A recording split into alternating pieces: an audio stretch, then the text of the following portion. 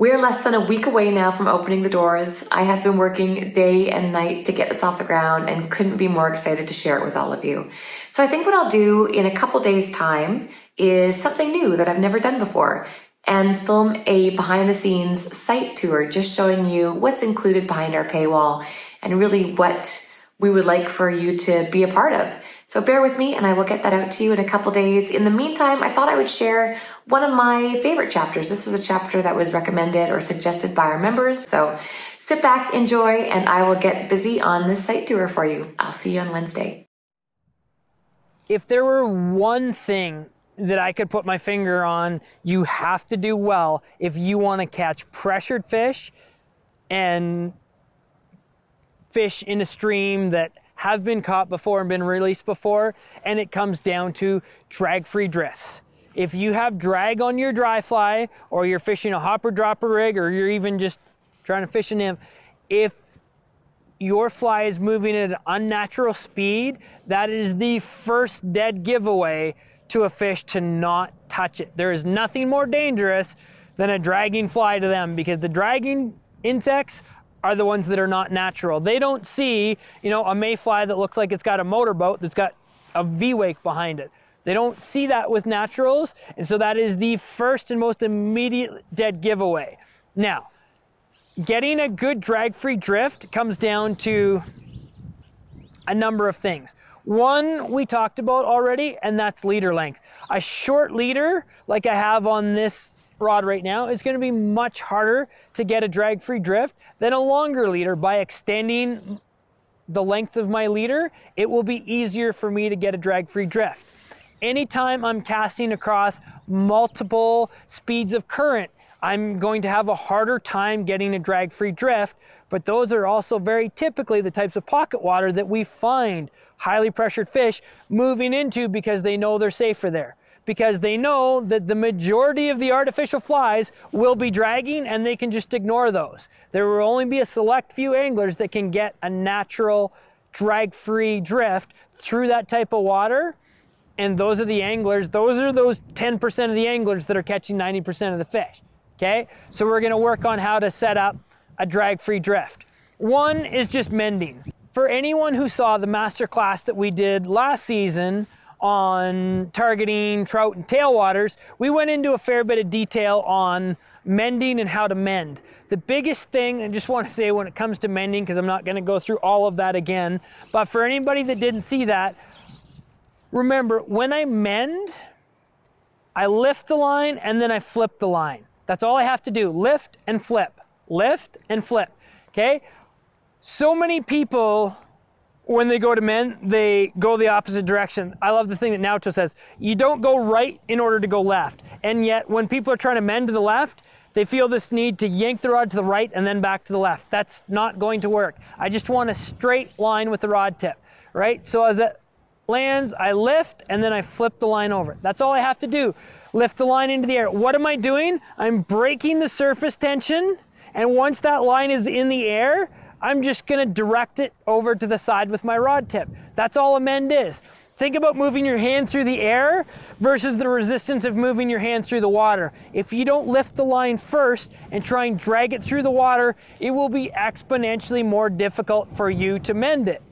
If you cannot mend well, you cannot get a drag-free drift, especially when we're talking about pocket water, and the hardest to reach pockets are going to hold some of the biggest fish and these fish that do feel pressure. If they feel pressured and they feel spooked from something, they're not going to sit out in the wide open.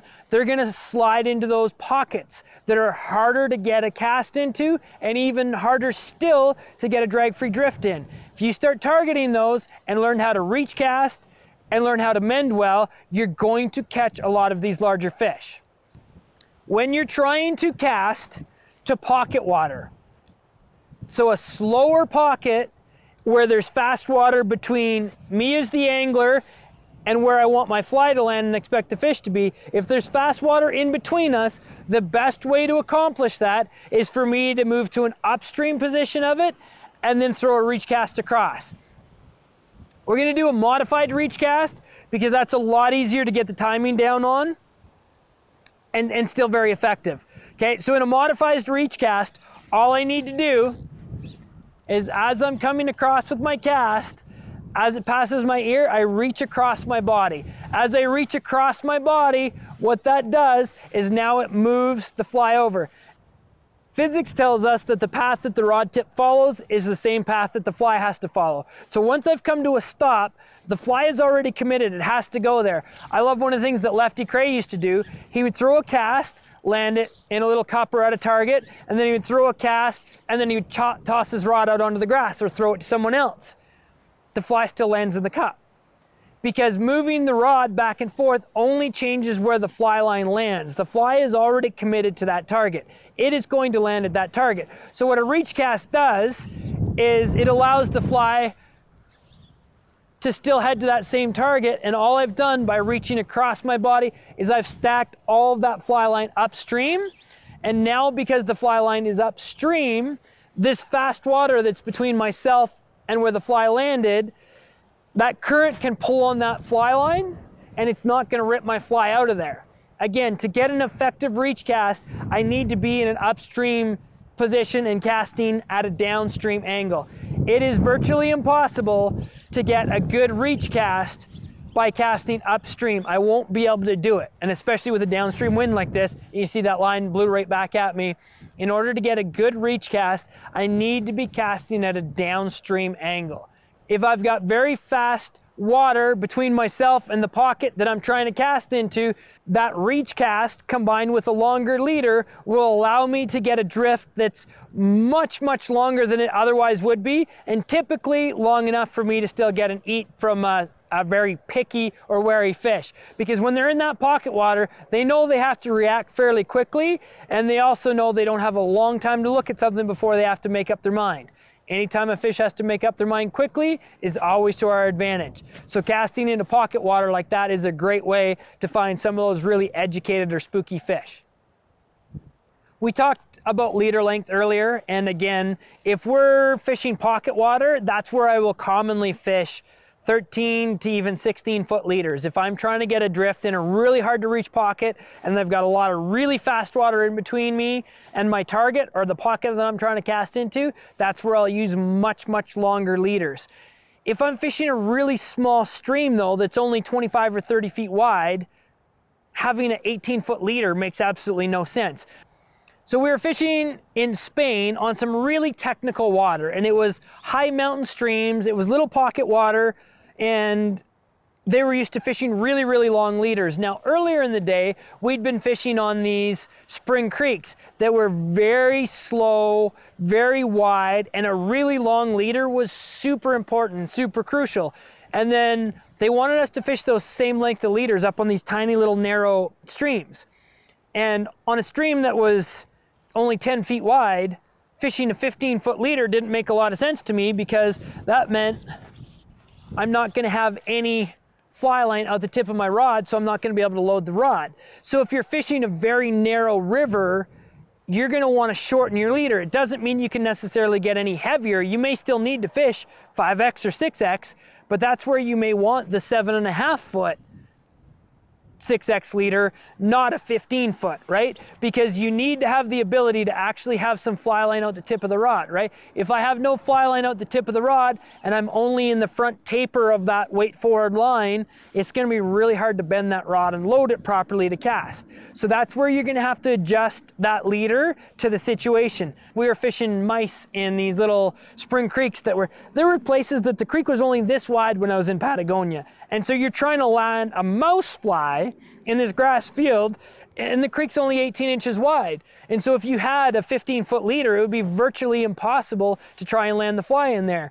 But with a 7.5-foot leader that tapered down, it was no problem. So you always just have to figure out, like, what is the leader length that works on the body of water that I'm on, okay? So don't be afraid to adjust, lengthen the leader as needed, or don't be afraid to shorten it right up. Still go light, but that's why a 7.5-foot 5X leader has its time and place. It's just not necessarily on a really big, long river, or on a river that has a lot of really fast runs with calm pocket water in between. That's where I would utilize the longer leaders.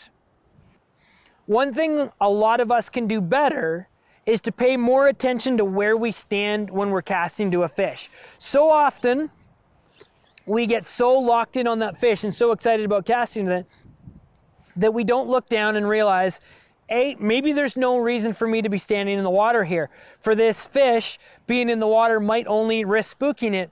Or what I'll see a lot, you go to the mountains and you look, there's very fast water right in front of me. So right underneath my rod tip. But the fish that I'm casting to is in a pool or a tail that's moving very slow and very gradually. So I make this cast onto nice, smooth, slow, soft water, but the line that's right under my rod tip is moving very quickly, and it grabs the line and pulls my fly. So now I'm getting dragged not because of the water that the fly is in, that the leader is in, that even the tip of the fly line is in. I'm getting dragged because of the water right underneath my rod tip, where all I had to do was take a step forward, and now I've advanced the tip of my rod far enough that that fast water on the tail, you know how you come to the end of a tail out and as it drops over, that water speeds up? Well, that can grab that leader and pull it out by moving up and making a 22-foot cast instead of a 25-foot cast. Now I don't have that fast water that's pulling on my line. So it's really important to be aware of where your feet are and where the fly line is below you. The other thing that people often forget too is as they make that cast, they make a good cast, they make a good mend, and then they forget to strip the line because they're watching the fly. It's really easy to get stuck spectating. You're looking at the fish, and underneath your rod tip, all the slack is building, and all that slack gets caught by the current, and all of a sudden you've got drag. And you spook a fish because of the drag that happened not because of a poor cast, not because of poor placement or any of those things, but just because you forgot to strip at the same speed as the water. So make sure you're cognizant of the speed that the water's coming and that your strip matches that speed. Let's consider a situation where maybe you can't move any closer to the fish because could be that there's a tail out where the water gets too quick, or maybe it drops off too deep into the pool and you can't get any closer to that fish, or you're gonna risk spooking the fish if you move up. We can throw stack mend. So when I throw a stack mend, I lay my cast in, and then if I've got fast water back by my rod tip, but not up at the fly, I can throw basically like, it's almost like I'm just throwing a mini roll cast that isn't gonna have the energy to travel all the way down to the fly. But what I'm doing is I'm dumping slack up far enough that that fast water can't rip my fly out of there. And so I'm extending that drift. There are places that are impossible to get a long drift with a regular cast. If I just throw my cast in there and it lands, the fast water on my rod tip is gonna pull the fly out of there immediately. That drag is gonna be a dead giveaway to the fish that it's not real and they won't touch it. Now, in contrast, if I throw my cast up there and I throw those stack mends and I can keep mending and I can keep that fly line from getting caught in that fast water and ripped out of there, I might be able to extend that drift by 2, 3, 4, 5 seconds or more, which is more than enough time for a fish to come up and eat it. All I need to do is just keep managing that line. Line management is probably the biggest difference between the people that catch some fish and the people that consistently catch a lot of fish and big fish. It's how well they manage their line on the water and on the rod.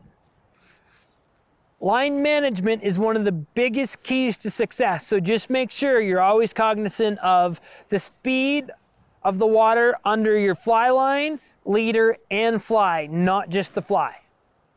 One situation that you can find yourself on, especially in smaller streams or mountain streams like we have, is there'll be a lot of boulders and pocket water, and you don't necessarily have a clean drift line to get through. See people who get really worried, or you can see the anxiety and the stress build. They're like, where am I gonna cast? Where is it gonna drift?